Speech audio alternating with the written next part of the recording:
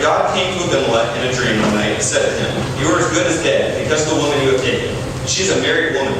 Now Abimelech had not gone near her, so he said, "Lord, will you destroy an innocent nation? Did he not say to me, 'She is my sister'? And didn't she also say, 'He is my brother'? I have done this with a clear conscience and clean hands." Then God said to him in the dream, "Yes, I know you did this with a clear conscience, and so I have kept you from sinning against me. That is why I did not let you touch her. Now return the man's wife, for he is a prophet, and he will pray for you, and you will live. But if you do not return her, you may be sure that you and all yours will die." Early the next morning, Abimelech summoned all his officials, and when he told them all that had happened, they were very much afraid. Then Abimelech called Abraham in and said, "What have you done to us? How have I wronged you that you have brought such guilt upon me and my kingdom? You have done things to me that should not be done." And Abimelech asked Abraham, "What was your reason for doing this?" All right. At this point, we see, who's affected by Abraham's fear. Is Abraham affected? Well, not so much. Let's look at Sarah here, being tossed around like a hot potato, just being thrown to another person. Let's look at, King Abimelech, coming under the wrath of God because, he took something that he didn't even know, was part of God's. So these are the people that are going to be affected by Abraham's fear. When are there times in our lives when, something we're afraid of, something we fear affects other people, down the road, at this time right now, we're going to continue to let those things, make us afraid, even though they're hurting us around us. The third one, fear concedes faults. Verses 11 to 13.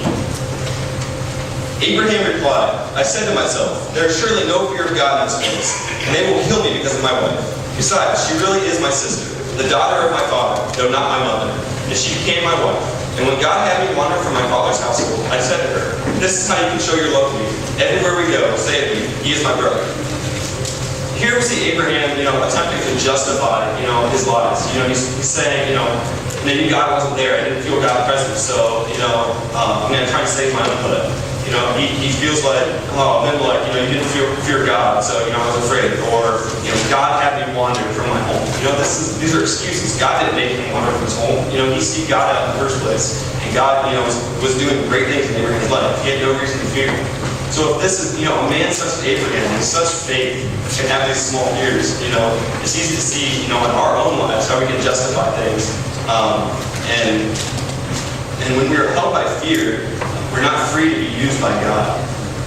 So as we look into the fourth and final point, fear can be forgiven. Verses 14 to 18. Then Abimelech brought sheep and cattle, male and female slaves, and gave them to Abraham, and returned Sarah his wife to him. And Abimelech said, "My land is before you. Live wherever you like." To Sarah he said, "I am giving your brother 1,000 shekels of silver. This is to cover the offense against you before all who are with you. You are completely vindicated." Then Abraham prayed to God, and God healed Abimelech, his wife and his slave girls, so they could have children again. For the Lord had closed up every womb in Abimelech's household because of Abraham's wife Sarah. Alright, here we see that, maybe Abraham, has learned nothing. It closes out the chapter, and Abraham hasn't done anything different. Nothing's happened. He's pretty much even been rewarded for what he did. He's getting stuff from King Abimelech. And if we fail to read on here, we fail to see, Abraham does learn from this. It never happens again as long as Abraham lives.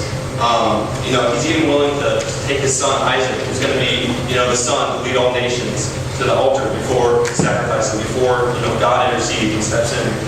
His test of faith. But Abraham had done this before. He'd done it back in chapter 12 of Genesis. He gave his wife Sarah to the Pharaoh there, and the same thing happened. So it's recurring fear. When fears from the past, keep recurring. Even when we saw that they didn't work in the past. God stepped in the past and stopped it, and you were fine. And then you go and fear about the same thing again. It's just when we feel like God's not there, we seem to just, make up things for ourselves. We make up things in our heads that aren't true. We decide we're going to take our own way.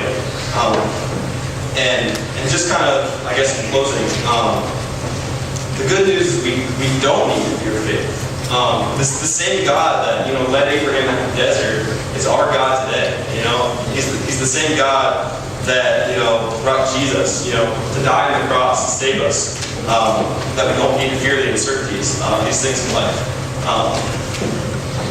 I felt like, once I figured Christianity out, it's all going to be, everything's perfect now, I'm happy, and I've never been happy in my life, but everything's not lot easy now. You know, Christianity messed things up completely for me. You know, like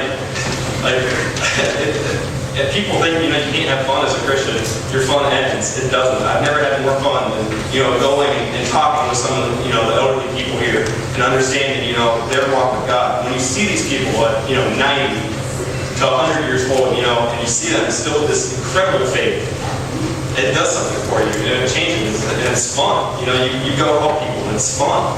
You know, and I don't know, something changes inside of you that, you know, you want to do these things. The main point is being, you know, we don't need to be afraid anymore. We don't need to be afraid of death. We don't need to be afraid of you know, failure. We don't need to be afraid of, you know, walking